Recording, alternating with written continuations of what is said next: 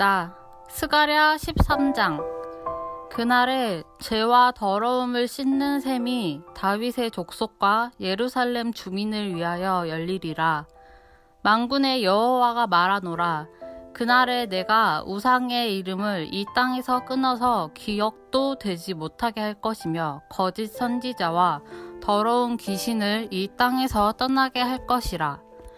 사람이 아직도 예언할 것 같으면 그 낳은 부모가 그에게 이르기를 네가 여호와의 이름을 빙자하여 거짓말을 하니 살지 못하리라 하고 낳은 부모가 그가 예언할 때에 칼로 그를 찌르리라.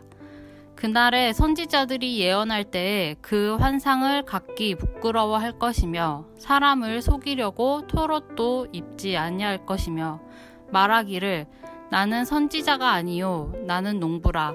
내가 어려서부터 사람의 종이 되었노라 할 것이요. 어떤 사람이 그에게 묻기를 내 두 팔 사이에 있는 상처는 어찌 됨이냐 하면 대답하기를 이는 나의 친구의 집에서 받은 상처라 하리라. 만군의 여호와가 말하노라. 카라 깨어서 내 목자 내 짝된 자를 치라. 목자를 치면 양이 흩어지려니와 작은 자들 위에는 내가 내 손을 들이우리라. 여호와가 말하노라. 이 온 땅에서 3분의 2는 멸망하고 3분의 1은 거기 남으리니 내가 그 3분의 1을 불 가운데에 던져 은같이 연단하며 금같이 시험할 것이라. 그들이 내 이름을 부르리니 내가 들을 것이며 나는 말하기를 이는 내 백성이라 할 것이요 그들은 말하기를 여호와는 내 하나님이시라 하리라. 하늘에 계신 우리 아버지여, 이름이 거룩히 여김을 받으시오며 나라가 임하옵시며 뜻이 하늘에서 이룬 것 같이 땅에서도 이루어지이다. 오늘날 우리에게 일용할 양식을 주옵시고 우리가 우리에게 죄 지은 자를 사하여 준 것 같이 우리 죄를 사하여 주옵시고 우리를 시험에 들게 하지 마옵시고 다만 악에서 구하옵소서. 대개 나라와 권세와 영광이 아버지께 영원히 있사옵나이다. 아멘.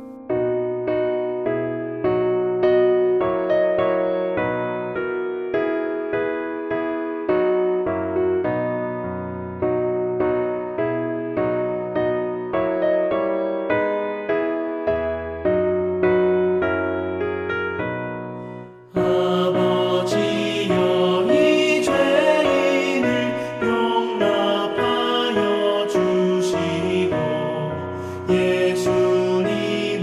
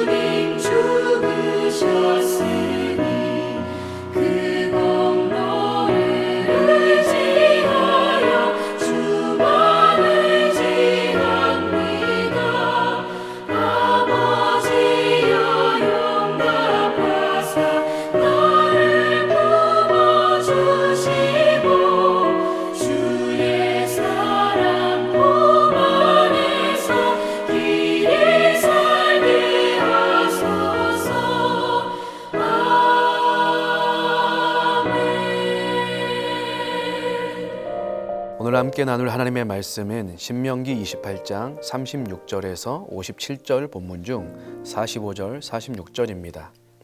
내가 내 하나님 여호와의 말씀을 청종하지 아니하고 내게 명령하신 그의 명령과 규례를 지키지 아니하므로 이 모든 저주가 내게 와서 너를 따르고 내게 이르러 마침내 너를 멸하리니 이 모든 저주가 너와 내 자손에게 영원히 있어서 표징과 훈계가 되리라. 아멘. 한 주간도 하나님의 은혜와 복과 평강이 가득하시기를 축복합니다. 우리는 복과 저주 가운데 당연히 복을 받아 누리고 싶어 합니다. 신명기 28장에서 하나님은 먼저 복을 받아 누리는 길이 무엇인지 선언하십니다. 뒤이어 약 5배가량 많은 분량으로 저주의 길이 무엇인지 상세하게 기록하십니다. 아주 길고 상세한 내용이지만 왜 이 저주가 임하게 되는지 그 이유에 대해서 오늘 본문은 무엇이라고 말합니까? 첫째로 45절에 보면 내가 내 하나님 여호와의 말씀을 청종하지 아니하고 내게 명령하신 그의 명령과 규례를 지키지 아니하므로 이 모든 저주가 내게 와서 너를 따르고 내게 이르러 마침내 너를 멸하리니 여호와의 말씀을 청종하지 않고 지키지 않음으로 말미암는다라는 것이죠. 그리고 두 번째로 47절에 보면 내가 모든 것이 풍족하여도 기쁨과 즐거운 마음으로 내 하나님 여호와를 섬기지 아니함으로 말미암아. 풍족한 중에 하나님을 기쁨으로 섬기지 아니함으로, 다른 말로 하면 하나님을 예배하지 않음으로, 하나님의 말씀을 불순종하고 하나님을 예배하지 않음으로 라고 말씀하고 있습니다. 그렇다면 그 상세한 저주의 내용이 어떤 것인지 살펴보면 36절 37절에서 하나님께서는 이미 나중에 이스라엘이 자신들을 지켜줄 강력한 인관왕을 세울 것을, 왕정을 이미 예고하십니다. 그런데 그 임금이 어떻게 됩니까? 너와 내 조상들이 알지 못하던 나라로 끌어가신다. 포로로 잡혀간다는 것이죠. 거기서 다른 신들을 섬기게 될 거라는 것입니다. 그리고 37절에 보면 놀람과 속담과 비방거리가 될 것이다. 주변 나라의 조롱거리, 비방거리가 되게 된다는 것입니다. 그리고 38절에서 40절은 어떤 말씀입니까? 순종했을 때는 들에서 복을 받는다라고 했는데 종자를 뿌릴지라도 거두지 못하고 적게 거둘 것이고 39절에 보면 포도원을 심고 가꾸어도 따지 못하고 마시지 못하게 되고 40절에 보면 감람나무가 있을지라도 열매가 떨어지고 그 기름을 내 몸에 바르지 못하게 될 것이라는 것입니다.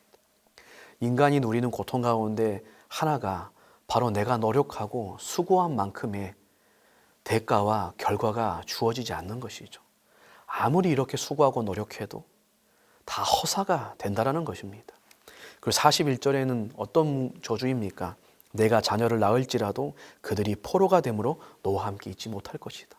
세상에 사랑하는 자녀와 이렇게 생이별을 하는 고통의 저주가 임할 것이라는 것입니다. 43절 44절에는 어떤 겁니까? 이스라엘 중에 우구하는 이방인과 본토인인 이 이스라엘의 위치가 바뀐다라는 것이죠. 12절 13절에서 말했던 것에 완전히 반대인 것이죠. 그래서 이방인들은 높아지고 이스라엘은 낮아지고, 이방인들은 꾸어주나 이스라엘은 꾸임을 당할 수밖에 없고, 이방인들은 머리가 되고 이스라엘은 꼬리가 된다. 완전히 주객이 전도되는 사회를 경험하게 될 거라는 것입니다. 그리고 47절 이하에서 내가 모든 것이 풍족하여도 기쁨과 즐거운 마음으로 내 하나님 여호와를 섬기지 아니함으로 말미암아 임하는 저주에 대해서 말씀하시는데, 특별히 여기에서 주목할 것은 내가 모든 것이 풍족하여도, 하나님은 이미 이스라엘에게 너희가 가나안 땅에 들어가게 될 거다.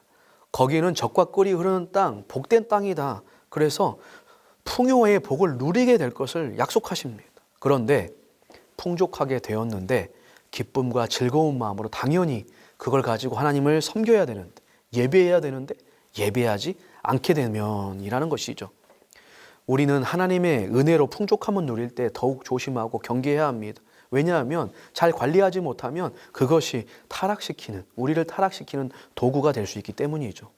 여러분, 이스라엘을 무너뜨린 것은 전쟁이 아니라 가나안 땅의 풍요와 번영이었습니다. 마땅히 하나님이 주신 풍요를 가지고 하나님을 섬기고 예배해야 되는데 그것을 가지고 우상, 다른 말로 하면 자신을 섬기고 예배하게 됐다는 것이죠. 어떻게 됩니까? 이렇게 되면 48절에 보면 어떻게 되죠? 이스라엘이 하나님을 섬기고 예배하기를 싫어가자 하나님은 대적들을 섬기도록 만들어 버리십니다. 그런데 그 대적들은 어떤 대적입니까? 철 명예를 내 목에 메워서 마침내 멸하게 하는 대적입니다. 철 멍에를 메워서 철저하게 복종시키고 도저히 벗어날 수 없는 노예 상태로 만들어서 결국을 멸망시켜 버리는 적군입니다. 그 적군은 어떤 적군입니까? 49절에 보면 이스라엘이 언어를 알지 못하는 민족입니다. 50절에 보니까 노인과 유아를 불쌍히 여기지 않는 흉악한 민족입니다. 51절에서는 가축대와 농작물을 완전히 빼앗아 없애버릴 민족입니다. 미래의 식량과 노동력인 가축의 새끼까지도 남겨두지 않고 결국은 먹을 것이 없어서 이스라엘을 멸절시킨 것이라는 것입니다. 52절에 보니까 그들이 전국에서 내 모든 성읍을 에워싸고 내가 의리하는 높고 견고한 성벽을 다 헐며, 이스라엘이 자신들이 그렇게 자신들을 지켜줄 것이라고 신뢰하면서 높게 쌓아 올린 그 견고한 성읍을 포위하고 다 헐어버릴 것이다 라는 것입니다. 그리고 뒤이어서 가장 끔찍한 것, 정말 표현하기도 참 죄송하지만 성경에 기록되어 있습니다. 먹을 것이 다 떨어져서 결국 자신의 자식까지 잡아먹게 될 것이라는 것입니다. 53절에 보니까 내가 적군에게 에워싸이고 맹렬한 공격을 받아 곤란을 당함으로 내 하나님 여호와께서 내게 주신 자녀 곧 내 몸의 소생의 살을 먹을 것이라. 얼마나 끔찍합니까? 하나님의 손길이 떠나니 이런 비참함이, 하나님의 형상이 정말 짐승만도 못한 사람의 수준으로 떨어지게 된다는 것이죠. 그런데 오늘 이 본문을 통하여서 왜 하나님은 복된 말씀보다 이 저주의 말씀을 이렇게 길게 자세하게 말씀해 주실까? 모세 또한 왜 이렇게 자세하게 말씀하였을까? 이 하나님의 목적과 마음을 알아야 합니다. 하나님이 저주의 말씀을 하신 이유는 다른 게 아닙니다. 하나님의 백성이 저주가 아니라 순종으로 복을 받는 삶을 살도록 하기 위해서 주신 것입니다. 할렐루야. 하나님께서 구원하여서 하나님의 장자, 하나님의 자녀 삼으신 이스라엘 백성들이 하나님의 자녀답게 백성답게 살 수 있도록 복으로 주셨습니다. 이 말씀을. 출애굽 1세대들처럼 실패하지 않도록 모세는 지금 이 2세대들을 말씀으로 무장시키면서 복의 길을 걷도록 하는 것이죠. 우리 부모님들, 어린 자녀들이 뭔가 외부의 길을 떠날 때 어떻게 합니까? 학교에서 견학을 간다든지 밖에 나가면 어떻게 하죠? 자 조심해라, 사람 조심해라, 길 조심해라, 선생님 말씀 잘 들어야 된다, 물건을 잘 챙겨야 된다, 또 조심하고 또 조심하고 또 조심해야 한다. 왜 그렇게 말하죠? 사랑하니까.